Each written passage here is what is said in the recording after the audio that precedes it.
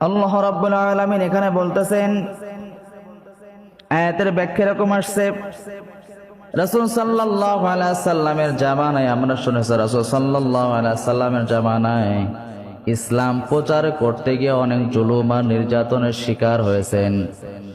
এত পরিমাণ জুলুমের শিকার হয়েছেন, স্বয়ং রাসূল সাল্লাল্লাহু আলাইহি সাল্লামকে কাফির মুশরিকরা অত্যাচার করেছে, জুলুম করেছে, নির্যাতন করেছে।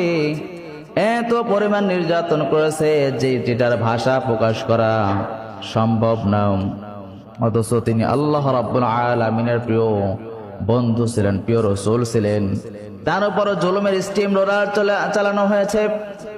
রাসূল সাল্লাল্লাহু আলাইহি সাল্লাম নামাজে সিজদায় চলে যেতেন, কাফির মুশরিকরা তার মাথার উপরে ওই বিভিন্ন দুর্গন্ধ পচা নারী বুড়ি, বকটি গরুর নারী বুড়ি তার মাথার উপর চাপিয়ে